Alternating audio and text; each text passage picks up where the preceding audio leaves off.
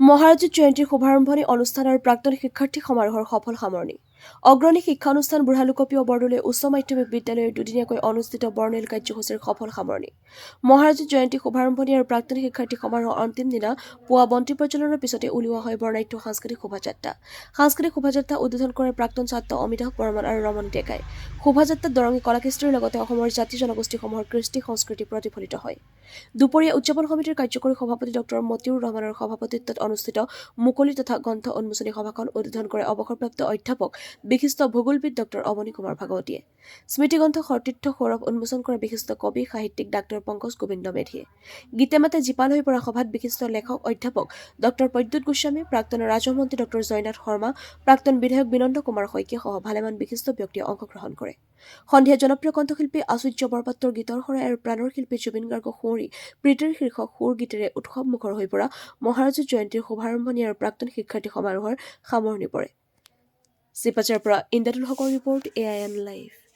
খুব ভাল লাগিল। আজি এখন আমাৰ পশ্চিম দৰঙৰ এখন অতি পুৰণি শিক্ষানুষ্ঠান জ্ঞানৰ মন্দিৰ, যিখন শিক্ষানুষ্ঠানত মোৰ প্ৰয়াত দেউতাই চাকৰি কৰিছিল শিক্ষক হিচাপে, যিখন শিক্ষানুষ্ঠানত মোৰ ককাইদেৱে ইয়াত পঢ়া শুনা কৰিছিল, আৰু যিখন শিক্ষানুষ্ঠানে এটা অঞ্চলত আজি ৭৩ বছৰ জ্ঞানৰ সৌৰভ বিলাই আছে, সেইখন শিক্ষানুষ্ঠানৰ আজি প্ৰাক্তন শিক্ষাৰ্থী সমাৰোহ। সঁচাকৈয়ে খুব ভাল লাগিছে।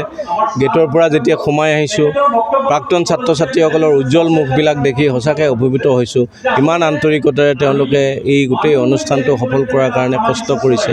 ইমান আন্তৰিকতাৰে তেওঁলোকে এই অনুষ্ঠানটো সকলোৱে যাতে আহি ভাল পায় তাৰ ব্যৱস্থা কৰিছে। সকলো দিশৰ পৰা তেওঁলোকে বৰ জাকত জিলিকাকৈ অনুষ্ঠানটো উদযাপনৰ ব্যৱস্থা কৰিছে। ইয়াৰ ফলাফল নিশ্চয় ভাল হ'ব, কাৰণ এই যিটো উৎসাহ মানুহখিনিৰ মনলৈ আহিছে, এই উৎসাহটোৱে এই শিক্ষানুষ্ঠানখনক আৰু ওপৰলৈ লৈ যাব, আৰু বেছি জনপ্ৰিয় কৰি তুলিব বুলি আশা কৰিছোঁ। আৰু শিক্ষানুষ্ঠানখনৰ যিসকল প্ৰতিষ্ঠাপক আছিল, তেওঁলোকৰ যি আশা আকাংক্ষা আছিল, সেয়া পূৰণ হ'ব বুলি মই আজিৰ তাৰিখত আশা কৰিছোঁ। মহাৰাজত জয়ন্তীৰ আজি দ্বিতীয় দিনৰ কাৰ্যসূচী, দিনজোৰা কাৰ্যসূচীত মুকলি সভাৰ শেষ প্ৰান্তত আহি আমি সাংস্কৃতিক সন্ধিয়াৰ অসমৰ জনপ্ৰিয় শিল্পী আচুৰ্য বৰপাত্ৰৰ যি গীতৰ শৰাই ইয়ালৈ সকলো ৰাইজে ঢাপলি মেলিছে।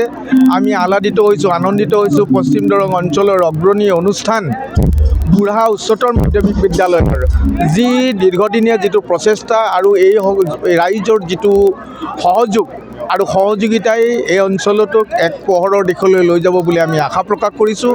আমি ধন্য মানিছোঁ উদ্যোক্তাসকলৰ যি অপ্ৰাণ চেষ্টা আৰু যি অহৰহভাৱে দিনে নিশাই এই অঞ্চলৰ ৰাইজে একত্ৰিতভাৱে আজিৰ এই মহাৰাজত জয়ন্তীৰ যি সাফল্যমণ্ডিত কৰাত এই অঞ্চলৰ যিসকল জ্যেষ্ঠ আছে, যিসকল প্ৰাক্তন ছাত্ৰ ছাত্ৰী আছে, যিসকল শিক্ষয়িত্ৰী আছে, কৰ্মচাৰী আছে, আৰু যিসকল ব্যক্তিৰ প্ৰচেষ্টাত এই বিদ্যালয়খন প্ৰতিষ্ঠা কৰা হৈছিল, তেখেতসকলক আজি স্মৰণ কৰা হৈছে।